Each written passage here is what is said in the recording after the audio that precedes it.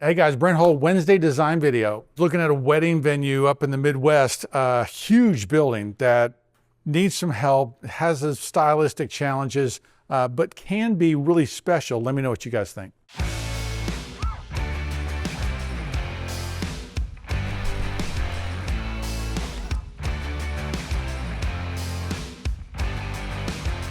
All right, so we've got a client who's thinking of buying a kind of an old Mcmansion and kind of turn it into a wedding and event center, which is a good idea. There's a lot of square footage here, but kind of this design and this feel is odd. I think it's trying to be French. I think it's trying to be kind of a Second Empire roof detail, but it's really just a big box with these kind of windows that are stuck on it.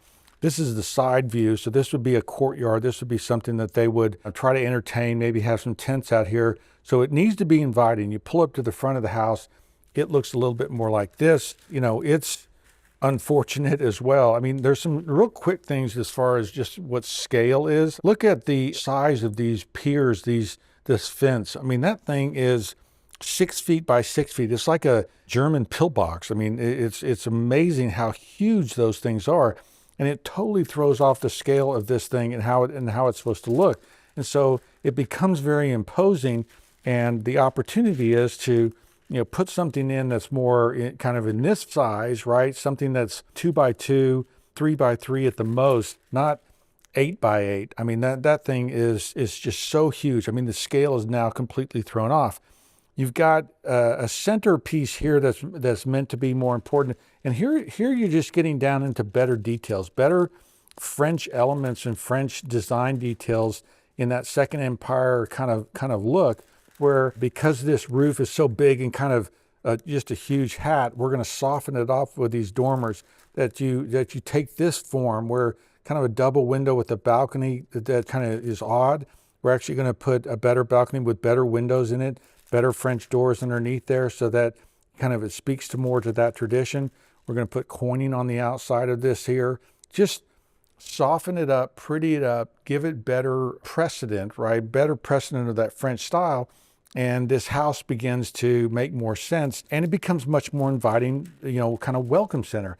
You look at things like, the way the front yard is, and again, you get that huge size of those gigantic, columns, for lack of a better word, and the organization that could happen if we, create a passage or a walkthrough here, that if there's a fountain and that this gets broken out into 4-part parterre kind of thing with the little, sight lines and accesses that organize this space, as opposed to clunky kind of like, where do I go? I'm trapped behind these walls kind of feel. And so just playing around with this, you get the sense for how huge this roof is and how we're wanting to soften this and try to help it bring it back to scale. All of these things, right? All of the work that we're doing to introduce proper historic precedent, introduce better windows and better detail. I mean, here's a perfect example where, that open light, single light window is really just kind of like blank eyes, and they really don't help you,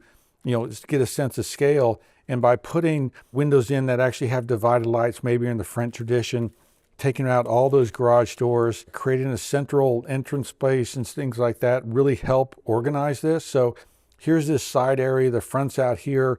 You're coming into this thing, it's much more inviting.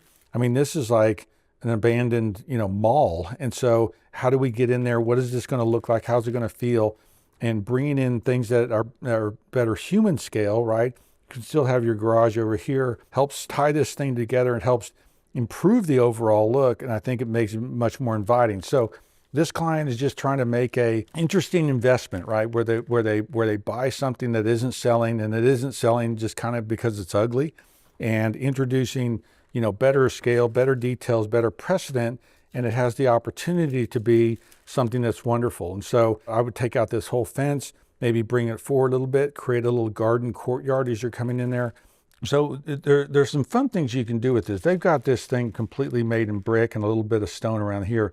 Here's where a hierarchy of materials would really help. And here's where bringing in architectural details like better stone and better, stone caps, right, would create a sense of better tradition. And what I would be doing is I'd be pulling out my French country books and looking at examples of French country houses, because this is it's on like 3 acres of land. So you've got a bunch of land here, huge sparking paces, but we need to introduce scale. We need to introduce order so that the front piece is much more important than the side piece. And so changing out, so it's not all so brick heavy, and changing out with better quality windows, changing out with more cut stone.